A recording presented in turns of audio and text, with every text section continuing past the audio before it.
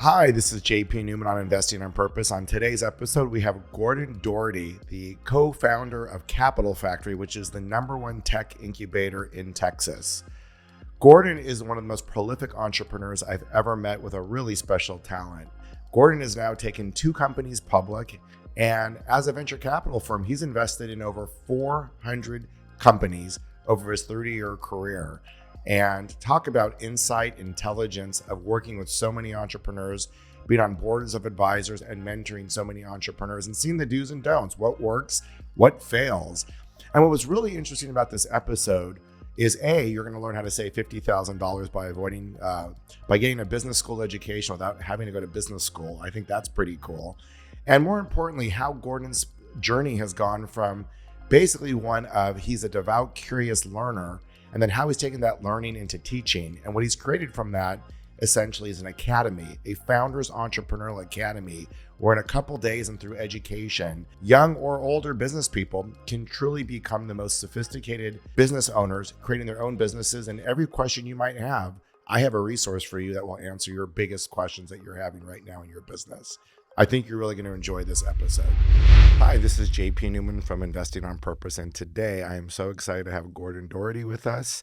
Gordon is a new friend of mine here at the Capital Factory in Austin, Texas, but I am a longtime, feel like I'm a family member of Capital. I've known Josh for quite some time, and I've done many events here, whether I'm mentoring or just so many of the great events that happen here at the Capital Factory. And Gordon, you've been my secret. I always knew of Josh, but I just recently got to meet you as the co-founder of Capital Factory. And it's just been such a pleasure to get to know you and really understand, kind of like my partnership at Thrive, there's a yin to my yang. I see your groundedness. I just can see the years of your amazing experience. And I think for today's show, you guys are in for a huge, huge treat because Gordon brings how many years of experience? How many companies now are we talking about? 8 or 9 companies, about 30 years, I guess. I started my career 35 years ago. Yes. And how many companies did you take public? Was it 2 or 3, if I remember? I was at a company that we took public in the late 90s. There was another IPO where I served as a founding advisor for the startup and was with them for their first couple of years. And they went on to do an IPO on the NASDAQ in 2009. Amazing. And I think that you've now invested in over 400, just besides advisor, you've invested in over 400 of your own companies that you've either advised or invested in. Through Capital Factory, I have made about 18 investments into 14 companies as an angel investor. That was my money. Yes. And then more than 400 investments through Capital Factory, where Josh and a couple others and I invested other people's money. So I'd say it's fair to say you might know a thing or two about business. I hope so, including a bunch of mistakes and things not to do. which was so great. So I feel like if you guys want to say the best value for your buck for any podcast episode I've done, today I'm going to offer you an alternative to spending $50,000 on business school. And thinking that really, I was very fortunate, Gordon, at one of your 3-day courses and your Shockwave website, which I really think you're masterful at explaining business. And I had the fortune, my 17-year-old wanted to hear what you had to say, and I brought him with me recently, and he said, at the end of your course, he goes, "Dad, I'm so blown away. I feel like I just got business school in 3 days hearing Gordon for 2 hours a day." Thank you.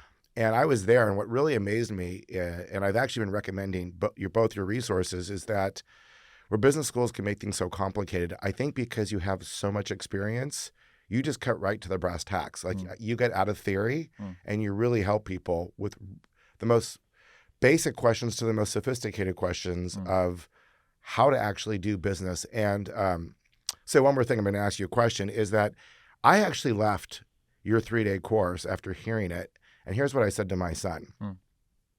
I said, what I'm realizing about business is that it's kind of like music. And once you know how to compose, and someone teaches you instructions of the notes and how it all works, you can compose anything. You can compose any business. It's all the same. And I really came to that conclusion after hearing, your total area SAMs and the TAMs and total area, all the things you were talking about. Yep. It's musical notes and it's applicable to everything. So I would say in this episode, if you are thinking of starting a business, if you have a business and you're wondering how to grow your business, or wherever you are in the cycle, Gordon, I feel like your resources just today, really don't waste your time in education of an institution if you don't need to, unless you like campuses, because I think there's so many resources you're going to hear today. So let's just start with a question, I guess, about you do it differently than everyone else. How did you come to this idea of like, I really want to help? I've done a lot of businesses. I kind of get it feels like there's a cadence that you know about. Like, what is that cadence? Does that resonate with you when I say it feels like a musical composition, or how do you see it from your standpoint? It does. I think I've learned over the years and through helping a lot of startup founders, I have identified a foundational set of things that every entrepreneur or founder needs to know. And what you experienced in what we call Founders Academy, it's a quarterly 3-day lunch and learn boot camp that we run at Capital Factory. It's called Founders Academy. I selected 10 or 11 lectures that I thought were foundational. Now, I've got about 50 or 55 total lectures, but after that foundational set, it might branch a little bit more, where a B2B startup might care about certain things, whereas a consumer-facing startup might not, or there might be variations. And that's been fun to try and decide and educate the foundational versus the specific. The foundational is so foundational that I'm no longer surprised when founders of consumer packaged goods startups show up, or founders of service business, even a flower shop or something that would be just a traditional small business, services small business. Those founders attend the boot camp, and I ask them why they're there. I say, everything that I teach, I'm intending to teach to a technology startup founder. And they say, Gordon, it's all the same basic stuff that even creating a flower shop or a marketing consultancy, you still need to know most of this stuff. Yeah. You know, I think Founders Academy should be like required in every school across America, because, you know, when you think about books like Rich Dad, Poor Dad that talk about how, you know, rich dads, in other words, kids who get financial literacy from their parents because they don't offer it in institutions or schools is an unfair, or it's an advantage. I feel like you could easily level that playing field out by just getting that, as you described, foundational education. I find a lot of university administrators have the wrong idea of entrepreneurship. I have this content that you've been exposed to, both written and video, and even compiled into online courses that are free. When I talk to university administrators, they have this feeling that you have to teach entrepreneurship a certain way in undergrad, and only when you're in grad school could you actually learn the real things to create a startup. And I look them in the eye and say, I could teach this same stuff to a high schooler. I mean, the basics, if you have someone that is entrepreneurial in their thinking, the concepts that I teach are not rocket science. I mean, a motivated high schooler can learn these concepts just like a college kid, just like a 40-year-old. So I think it applies to just about anybody that's interested. Well, my 16-year-old felt that way. You know, it's interesting, Gordon. Last week I went to my 17-year-old Zach, who you've met, who's actually an intern here. We were going to colleges, undergrad colleges. We were in North Carolina last week, and he wants to be a business major. And I think partly going to your course, because I'm not steering him. I'm letting him steer his own thing. And I think I actually think you might have made it a really nice indelible imprint. Okay. As did a lot, and I think he's doing the same thing here. Incredible. Nice. I think he's getting the spark in his eye to be an entrepreneur. Great. But I was amazed that when we did 3 orientations in North Carolina, that already like they were so far away from someone who wants to be a business major, so far away from teaching anything about business.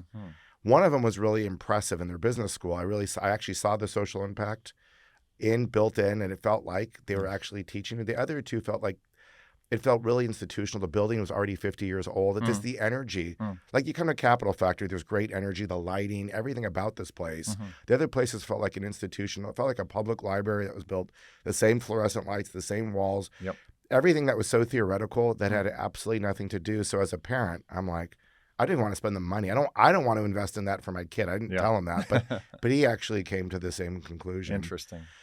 So, Gordon, I'm going to really encourage people to check out Shockwave, which is your website. Yeah, Shockwave Innovations, Shockwave Innovations. If you guys just want to get right to it, just go to Shockwave Innovations. The resources there are incredible. You're gonna thank me. And if you don't even listen to another minute of this podcast, you've done good. Thank you. You obviously have your book, Startup Success, another great manual to look at. And then, of course, the Founders Academy as well. Do you have as you put these together, I know there's no simple answer for like foundational business, but if somebody was next to you and they were saying they're starting a business, and can you just give me start steering me in the right direction. I mean, I know it's not that simple. There's a lot more, but is there some basics that you've learned through the years with that? There are, of course, there are a handful of basics.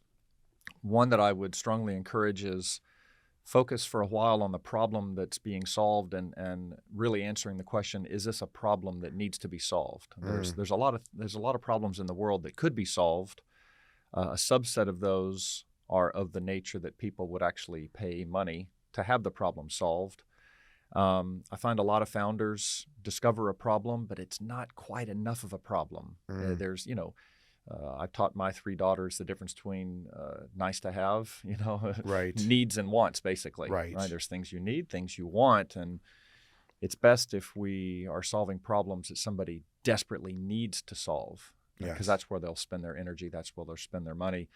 Another concept that I teach is, in the very, very early days, recognize that your first business plan is a huge list of assumptions. So if you're making a whole bunch of assumptions about the problem you're solving, the market you're serving, the competition, how you'll make money, how you'll acquire customers, how you'll support customers, the culture, all of these things, write them down. Yeah. Just write down a very long list of assumptions, and you can just start those assumptions with statements that say, I believe that, or if you're with a co-founder, we believe, and just finish those statements. The list should be very long, 50, 80, 100, because this will give like guideposts and a playbook then to execute to try and validate the most critical of those assumptions as early as possible. It makes a lot of sense. I think I've seen it a lot, Gordon, where people fall in love with their idea. And it's almost at that point, then you get really attached. Yes. And then you don't want to fail. And then you can spend a lot of time and resources chasing the right things because you're not really willing to ask the hard questions that you're talking about. Like, That's right. really identify your assumptions rather than falling in love with your concept. Correct. And pivot as soon as you need to. Almost always we discover one or more assumptions that turn out not to be true or not to be enough true. And many of those discoveries enable a pivot, adapting one aspect of your business plan to the extent it's still something worth pursuing. The quicker you can invalidate an assumption, the quicker you can pivot. And the quicker you pivot, the less funding you will waste and the higher the odds of building a sustainable company. It's really cool. And again, I think the big separation here is where most people just fall in love, the idea that you can actually follow a structure. This is a musical composition. And I noticed that in your course, like every time there's step by step, and then you go left or you go right. Like if this assumption goes here, then go right. If you're still stuck here, go left. It's like, It's really, really systematic. It's one of the things I've learned that I'm good at, but also had to learn to get better and better at is explaining complex topics simply. Yeah. There's an art and a science to that. And the second one is describe it in a way that is actionable. Yes. So there's when we get educated on things, we might learn a concept, but then in many cases, in the case of business or entrepreneurship, we need to put it into action. So I think what I'm trying to find is this balance of explaining things simply and so that they can be actionable. And it's one of those things I'll never get perfect at. I can always get better and better, but it's something I've told that's been helpful about my content. Yeah. Again, one of the reasons why I was really excited about today is because I've had so many people, I mentor a lot of young entrepreneurs myself, and they're always asking for resources. And so when I came across your resources, I actually just think they're the best. Thank you. I recently did tell someone, like, because he had a whole business school plan, like, just watch Gordon's stuff first, go to Founders Academy, and then decide. Yeah. Then you can make your next decision. So do you think of business, like when I talk about music and composition, as far as the way you're describing business structures, do you think of business as an art? I like to think of it as a combination of art and science, and I use that analogy quite often. Even aspects of fundraising, it's part art and part science. A function like sales and marketing is part art and part science. The art is kind of the nuance. The art is the piece that's hard to learn. The art part, I think, is exercised after doing it. One of the advantages you and I have with years under our belt is mistakes and things we've seen that worked out well, didn't work out well, and it informs us. We refer to it as instinct, or we might refer to it as wisdom. It's so hard to teach because I could explain to a founder something that is over on this art side, and if they haven't experienced it, they don't quite understand it, right? I get it. I totally get that. Until you touch the hot burning pan on the stove, your parent can tell you, what it's like, but you don't really know. So that's a challenge for me. I try to accomplish that mostly through storytelling. When founders ask me questions, they often want me to just give them the answer. They think I have the answer. Even if I think I have the answer, I resist giving what I think is the answer. I answer their questions with questions, or I answer their questions with stories that I think are relevant, hoping that they can come to their own answer because they're the one that's accountable for it in the first place. Yeah. I have a funny quick story kind of with what you're saying. I was here invited to the Capital Factory. I forget, what is it when you have some UT students here that are forming businesses, and this is the Longhorn startup, probably. So I was asked to mentor a Longhorn startup recently, and I made the mistake. I put my foot in the mud, Gordon. So there was a group, and to be honest, I didn't think their idea, I didn't think, to your point, I don't think it was really solving it. I don't think their problem was big enough to solve. Yes. But I quickly, my mind turned it around and figured out how you could pivot, because I'm an entrepreneur. I love doing this stuff. And like you said about the artist, I've done this once or twice. So I immediately took their business, and I think I could have made it. It had blockchain, it had NFL sports, and it had a whole need that has not been touched yet. And it was funny because instead of me just asking more questions, I went right to the answer, which is terrible. My wife says I do that sometimes too. And they totally didn't get it. Yeah. And I fell silent. And I knew it was like I knew I had 10x to their idea, and they were excited for a minute. But again, it wasn't their idea, and it wasn't their thing. And so what I learned from that evening was, and even now talking to you, is I really, sometimes as mentors, we need to, you can't directly apply the wisdom. You just got to Correct. You can ask the right question, try to guide them, but it's not my journey. And it was very clearly not my journey. It's their journey. I believe that so much that this is one of the personal challenges that makes mentoring still fun for me. I don't know how many, several thousands of advisory sessions I've done over the last decade. It's still really fun for me because one of my personal challenges is, how do I not answer this question with an answer? Yeah. What are the next two questions I could ask this founder so that she will come up with the best answer for her company? And as we're talking, my brain is really just trying to think about, what question am I going to ask? What story might I tell? So it's challenging for me in that way. And I have evolved as a mentor by getting better and better at that. I've gotten better because I've been married for 20 years. So I've got, I've become a better listener. There are parallels, aren't there? But apparently I got some more work to do.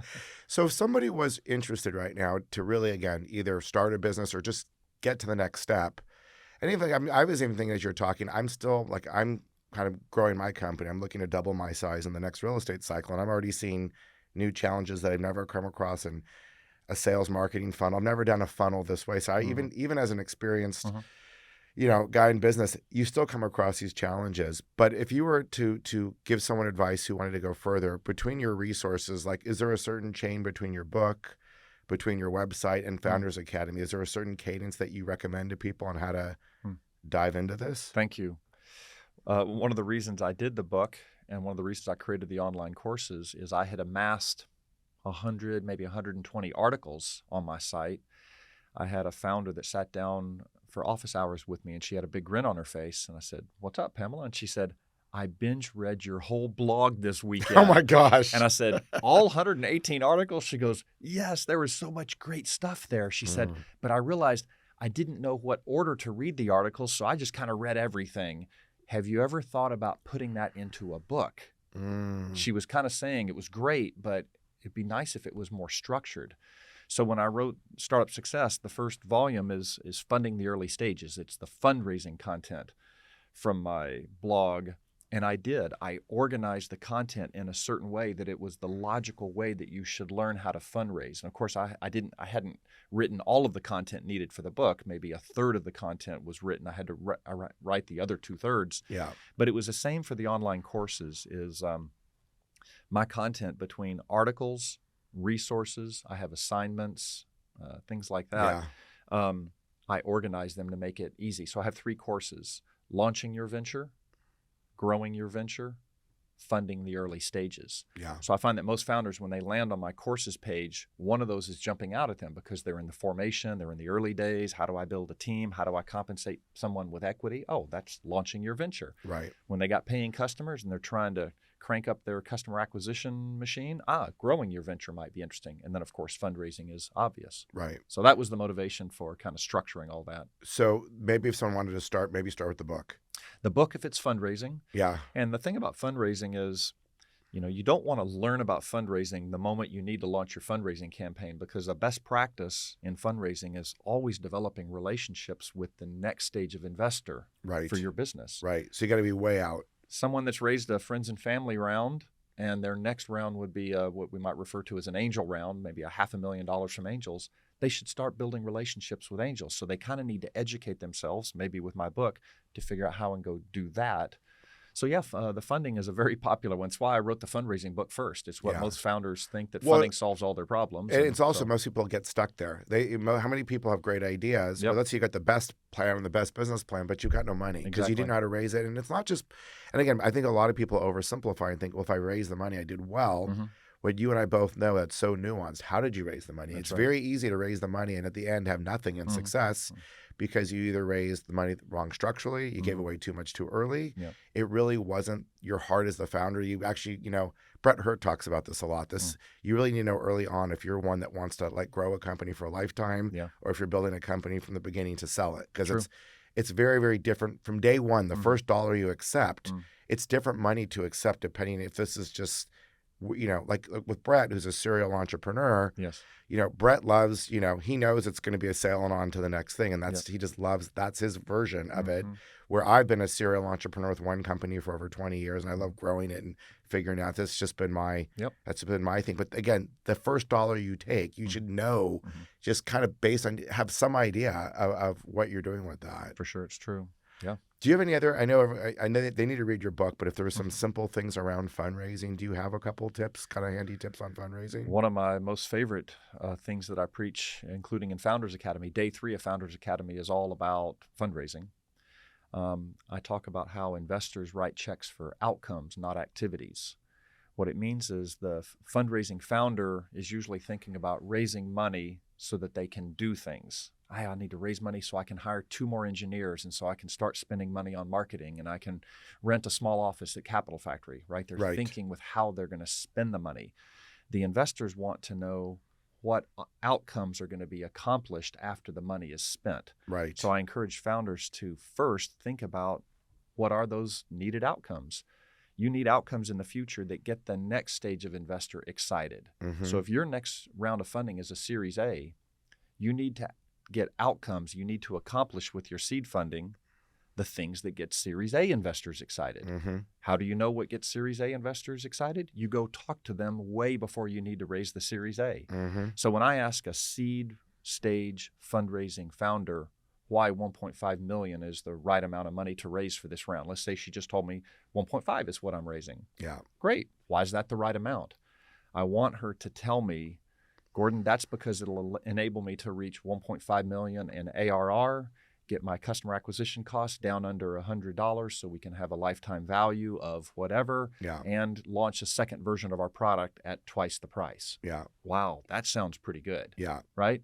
So investors write checks for those outcomes, not the activities that enable the outcomes. I really appreciate you saying that. I feel like I've read a lot of business plans where it's not like, it's so exciting, the idea, but they're not that clear on what the outcome is going to be. Gordon, when you and I met, I don't do a lot of Series A investing, a lot of startup, although I'm going to do one with you, which I'm excited about. It tells me again, I know you can't guarantee any results. These are all startups, but my faith in the structure, at least, sound structure is all you can hope for as an investor. But I even got that. I think when we were talking about it, that's what actually, I think it's a great idea, but the structure behind it means a lot.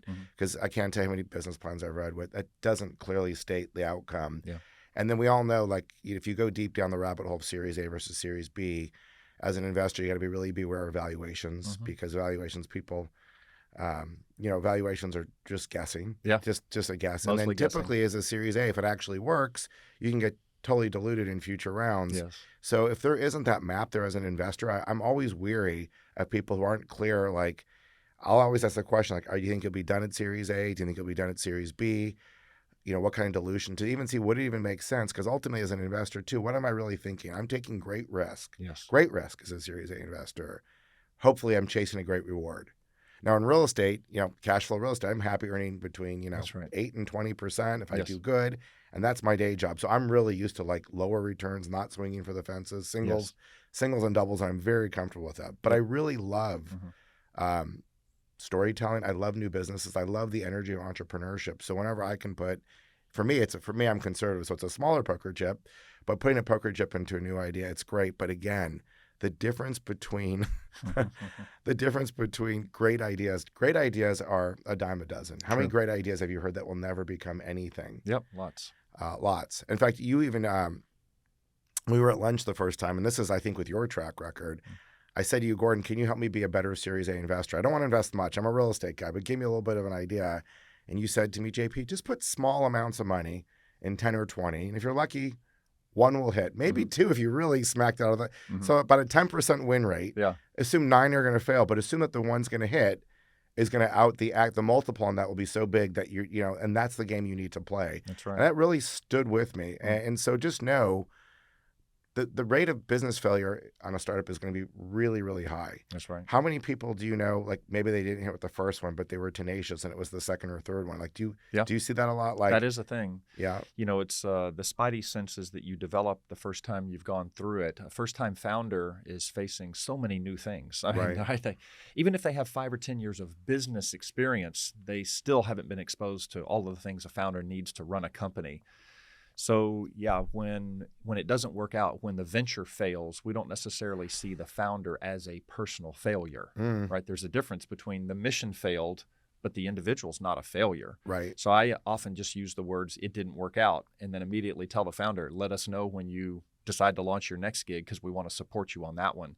Deep down inside, I know the odds are considerably better that the second one is going to work out better than the first one. Because they've had that experience. Exactly. Do you find, I'm going to circle back to the business school, do you find that entrepreneurs with business school experience if you were to guess of winners versus losers, do you think statistically they have a huge advantage of people who didn't go to business school? I don't. Yeah. I don't know what the statistics say. Right. But it is possible that the statistics say that, but if they do, my guess it would be pretty slight. Yeah. I think. Yeah. What do you think in characteristics and personality? Obviously your idea has to be good, but I'm sure you kind of see what characteristics make the difference of the 10% that are going to succeed and the 90% are going to fail. What have you seen through the years when you kind of look at someone and say, I'd probably bet on that person. I'm willing to take some of my time and mentor that person. What are you looking for? What do you see or feel? It's mostly personality related. I'm assuming all of these that I'm choosing between are smart or really smart. So let's take that out of the equation. There's a level of drive and optimism that's required.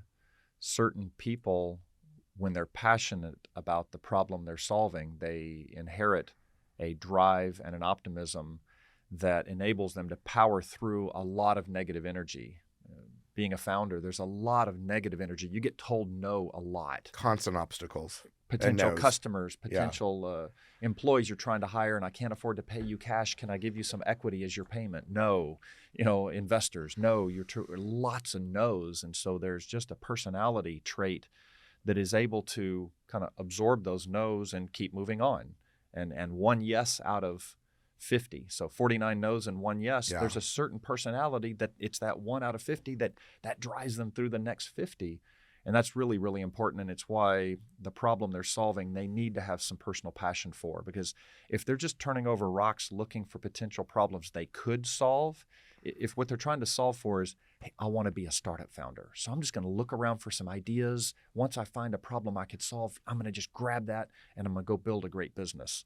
No, you're not. Yeah. You're going to give up after the 85th no because it's just not very fun getting a bunch of no's for a business you're not personally passionate about. It makes a lot of sense. Yeah. I think sometimes, not often, I notice as I go to a lot of conferences. I was at TED and I'm going to these conferences. I do think that the word entrepreneur is actually the word. It's a very sexy word, entrepreneur. Yes. It's very sexy. And the truth is it's being overused and over-glamorized. It is. Because it is a tough slog. I have one of my partners right now has decided to really help on the operations of the company. And I warned him. I told him about 2 years ago, I said, don't even take the title of operations. You don't want it. Trust me. It's going to be, and I said, give yourself like another title. Like that's a lot more glamorous because you're going to see like, entrepreneur is gritty, it's gutty, it's really not glamorous. It's everyone likes to talk about their money, or you see these videos where people are showing their Ferraris if they made it, the 1 in 100 that made it. But the real truth is that it is hard. It's a lot of no's. I a lot of times tell the story, Gordon, that I started out at, like, my first jobs out of UCLA, where I thought I was owed something because I had a UCLA degree, and I was making cold calls like for insurance, and I was making cold calls to sell advertising in a supermarket, and back then we actually had to put money in the phone, and it was all no's. It was all day no's, and I couldn't leave. Like if I was like on the supermarket advertising, I'd drive to a city, and I couldn't leave until I sold 20 ads that day. And I'd be on the phone for hours, and everyone's just telling me no. And it was horrible. And I didn't want to do it. Like every day I'd wake up and didn't want to do it, and I did it every day because A, I needed the money, and B, it's like there's something I can't explain it, but it was like. Well, first of all, my sales guy had a 300ZX. He had a new sports car, and I'm like, I want one of those. I don't know how you did that, but I want one of those. But it was so humbling thinking that my college degree was actually owed me something. And then I got into like the school of hard knocks and realized that, like, oh my God, sales is tough. Everyone's hanging up on you, telling you why it's not going to work. But I got better at it. I quickly learned how to prevent a hang up, or the right 10 words I needed to say. And you talk about this a lot, actually, in the elevator pitch. I had this experience at Sony because I used to head up the animation division, and I'd say, if you can't explain it to me in the first 3 sentences, you've lost me for the next 20 minutes. And I know you say that in your course as well. For sure. And so you learn, after all those no's, you learn how to craft your message. Even to this day, I can tell you, as I raise money every day of my life. I'm in investment sales at my real estate company. After many, many years of doing this, you kind of know the words and the energy where people don't feel like they're put on the spot. But generally, I actually lead. Look, my styles, I lead with a question. And it's usually a question about them or about their life, not about what I need, because it's not really important. And nobody really cares what you need or what you're looking for. And you talk about this in your course. Like, what is an intriguing question or sentence, one sentence or intriguing thing that you have a pretty good idea is going to be something relevant to them as opposed to relevant to you? Interesting. Do you find that? You talked about a variation. I know you don't exactly explain it that way. That might be the JP mentality of how I do it. No, I think it's an interesting technique, and is probably one of the best practices in sales. I started my career at IBM as an enterprise salesman, and they put me through a year of training. And there's a lot of fundamental things about sales, especially realizing sales is really just a transfer of enthusiasm from salesperson to customer. That's a really good way to put it. Sales is a transfer of enthusiasm. And I often say fundraising is also a transfer of enthusiasm from founder to investor. Right? Amazing. And so there are what you're doing, I think, when you're asking a question to try and set things in a motion with this other person so that you can transfer enthusiasm. Your method, instead of starting with an elegant 1 or 2 sentence exciting elevator pitch that might cause them to ask a question, that's a common method. You have found a way, when you're engaging someone, to first introduce a question to them. And you even said it's kind of a personal question. One of the best practices in sales is to get the other person talking. Right. Absolutely. I find that so many times the person who's trying to present is over talking, and they use too many words. And also, when they've got the person intrigued, they continue talking. They don't know when to stop. That's true too. And this is the art. Yes, it is. This is what you're talking about, the art of like knowing, like feeling the energy and knowing when to stop. And also reading the energy in the room. Like I've had this several times in the last few months where I could tell the person wasn't present. And so to start with something that you want to offer when you know the person's not present is a waste of time. No, you got to get them engaged. You got to get them engaged, or just stop and like actually say, hey, it's in a way where it's not too, you don't want to get You're not too completely deep. calling them out, but still, maybe you stop and you tell a story about your vacation. Maybe you start with somewhere else. There's a cadence of when you'll get there. I had a recent lunch where it really was more of a business thing, and ultimately I have a new opportunity right now, and the energy wasn't there. And here's the funny thing. It was the last minute of an hour-and-a-half lunch that I just kind of just soft dropped it because I just felt the energy. It was like a soft drop. Hey, there was an opportunity, and that person invested the next day. No kidding. I mean, wow. And again, that is just, I guess, being older, maybe wiser. You, I'm not saying it was so great. I just could feel it. Feel it. There was nothing to do earlier than that. It wasn't there. Yeah, you have a spidey sense. You've probably done it a million times, and your brain can't help but compare how things went when it worked out favorably versus not favorably. And there's this little artificial intelligence, machine learning going on in your head, you know? AI will probably figure it out in AI 10, will, in 10 exactly. seconds, but it's taken me, a little longer than that to figure this out, but who knows? So I want to ask you a question. Obviously, you've had great success in your career. Amazing. You've done, and also like, again, you've been more like Brett Hurt. You've done many things very well. Video conferencing. I mean, you've hit a lot of different areas, a lot of technology. And zagged, I call it, yeah. You have zigged and zagged. What drives you? Like, what's your why personally of why you continue, like why you've done it, and then why do you continue to work? You work a pretty hard schedule, and you don't have to. What is it that drives you? It's learning, to be honest with you. I discovered about a decade, maybe 15 years ago, that my number one strength is learner. I'm driven by the learner in me. This is actually why I zigged and zagged.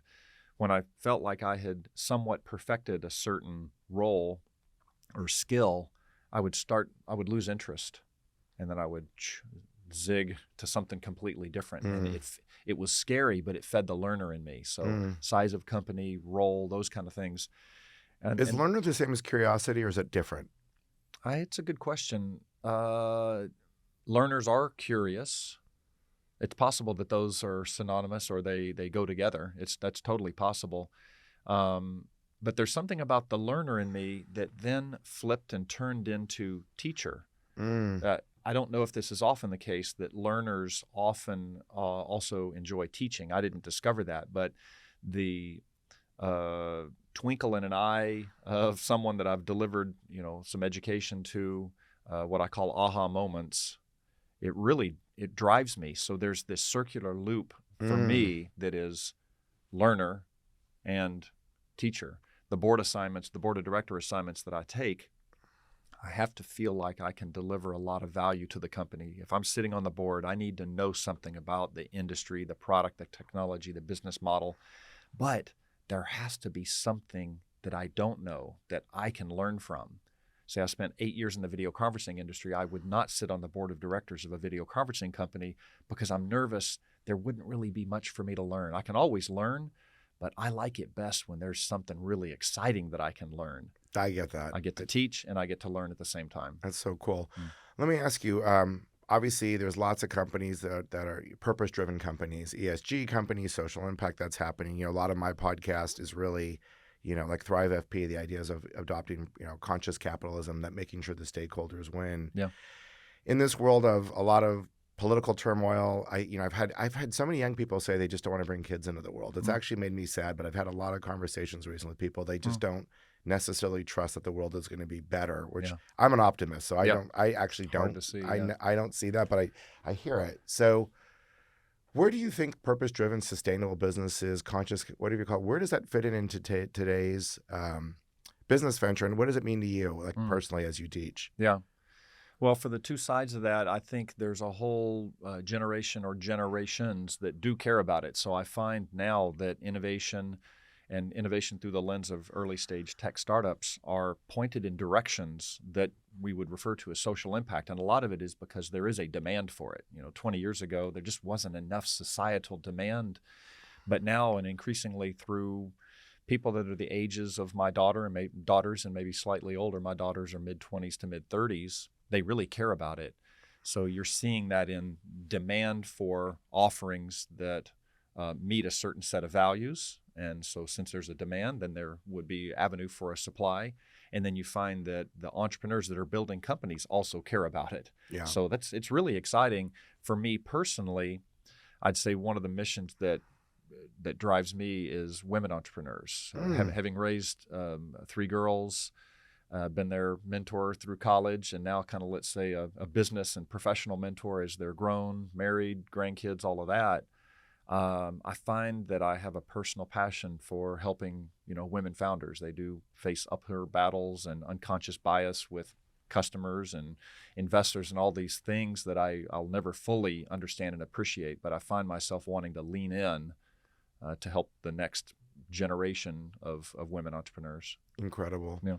So for you, legacy-wise, what does legacy mean to you as far as, like, if you think about both personally and maybe where you'd like to see business? If we were having this podcast in 10 years from now, where would you like to see your own personal, like what would have happened? Or maybe it's just exactly what you're doing, because what you're doing is so powerful. And then either maybe a prediction of where you think business might be. We'll say 5 years. 10 years is a long time. 5 years from now, where you'll be, and then just where you think business might, some of the trends that you think we'll see in business. Yeah.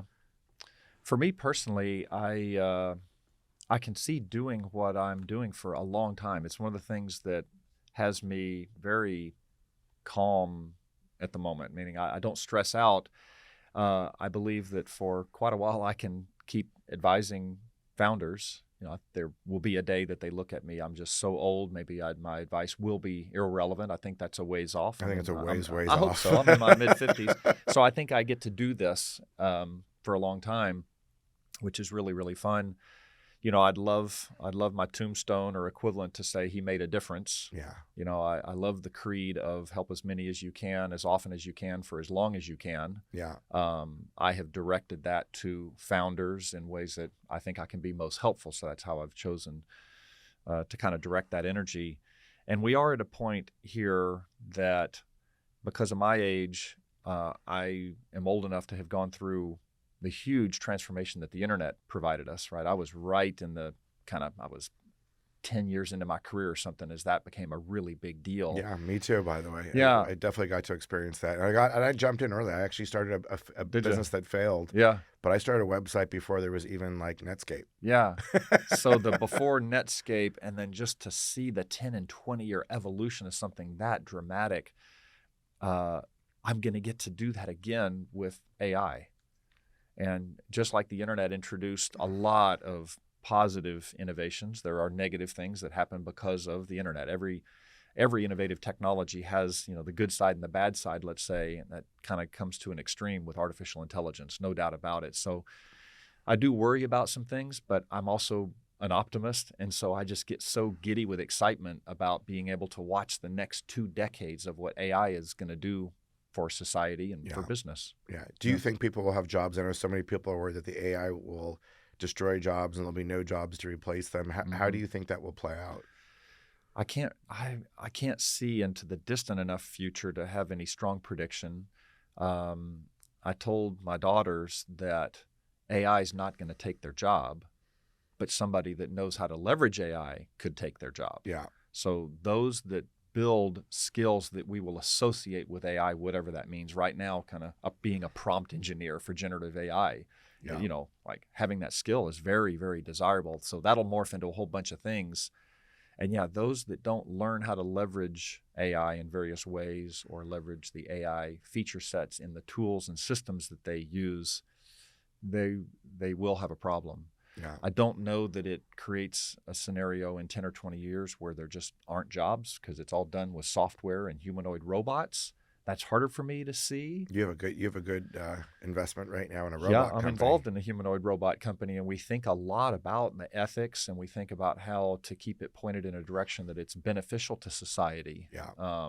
But there are people and countries and ways of thinking that aren't aligned with either the way I think or our country thinks or whatever. But it's always been there. It's been there since we've had nuclear weapons. It's the first existential threat. Another threat. great example. Yeah. So as a global society, we're going to have to deal with it. But boy, it unlocks such great potential. I'm excited to watch that play out. Awesome. My last question for you is, so at this point, obviously you can pick and choose who you want to mentor. I'm sure there'd be a line of people that would love to just get 10 minutes of your time. Mm-hmm. How much is it that, as you talked about, the we called it maybe the glimmer in the eye, that the tenacity, I think is maybe how that you best display it. And how much is the product? Like, because I know you mentioned you're a learner, curiosity. So when you're looking, like, if I was to say to you, how much of it is the person and their tenacity? How much of it is how much can I learn from it? And then how much it would be the actual product? Is it serving humanity? Does it really have an impactful thing? Am I doing a better pencil? Or am I really doing something that has impact that could really serve or help humanity? Mm-hmm. And that equation or other equations, how do you decide? Who do you vote for, and how do you decide internally? Good question. Yeah, I have a litmus test that I apply before I'll take on an equity compensated advisory gig or joining a board of directors. And the team is very important. I have to respect the team. The team needs to be coachable, even if they have a lot of experience. I won't work with cocky founders. Now in my Capital Factory role, and I have office hours, and they're posted online, we do have some cocky founders, and I'm going to do my best to help them. But for me to personally attach and want to get phone calls at 8 o'clock at night from a founder or on the weekend, I have to respect the team, and there needs to be a level of coachability there. And then the other part, the learner in me, is usually focused on industry or product/technology. There are industries that I haven't had a chance to learn a lot about, and I have curiosity. So healthcare was one that in my professional career, I never got that involved. I never sold into hospital systems or anything like that. But I was on the board of directors of a telemedicine company. The perfect thing there was I knew video conferencing, which is telemedicine. Their go-to-market model was very familiar to me, but I didn't know anything about selling into physician offices and healthcare practices. So I got to learn that. Now I'm on the board of directors of a software as a medical device startup. So that will sell into the healthcare industry, but it's AI software and it's medical device. So I'm learning things about going down the FDA path and learning about medical devices, but I can help this startup. So and there's something I'm about learning about it industry from you about that company. You are learning about that one, yes. So something about industry or product/tech is the other thing that usually gets me jazzed up. And then there might be an X factor. If it's a company led by women, that's a big bonus for me. If there is a social impact, especially in the clean energy area, probably that would be another bonus for me. One of the reasons why when I have been doing my investments the way you told me to, my small chips on, is I think of the company that you're doing now, this medical device with AI, as a social impact company. It is. For sure it is. Because the amount of suffering it can alleviate for mental humanity. Health. It's all about mental health. So I know health. it's easy to say social impact means climate. I actually don't see it that doesn't way. Have to be. I'm investing in another startup where they are tackling the getting rid of plastics. They've actually maybe found a way to actually finally help with our plastics problem, which is more environmental. But I think there's a lot of ways. I look at it like, are we making a new pencil, or is there any way we're going to help alleviate suffering? Are we helping General Electric make an extra 5 cents per share earnings, or are we helping and then fill in your blank? Yeah, so I think social impact can be a lot greater than that. I really, it's part of my enthusiasm is I think it solves a big problem. Yes, for humanity. Yep. Gordon, I appreciate your time. Before we end this thing, do you have any other resources if someone's budding, hungry, curious? Any other resources or pearls of wisdom before we end the show? Well, for those that are in Texas, Capital Factory is the center of gravity for entrepreneurs in Texas. So we've got boots on the ground in Dallas and Houston and Austin and San Antonio. So for Texas entrepreneurs, especially tech founders, just plug into Capital Factory. It's easy to do. Doesn't mean you have to have a work membership. There's lots of ways of tapping the resources. For those outside of Texas, including around the world, the Founders Academy that I run once every quarter, it's broadcasted, it's live streamed. We have about 250 attendees each time, and a majority of those are somewhere elsewhere in the country or around the world. And that's $50,000 to do that? It's not $50,000. How much is it? It's zero. Yeah. Oh, it's free. It's free. Which means you just say $50,000. I told you this would be a valuable episode. Thank you.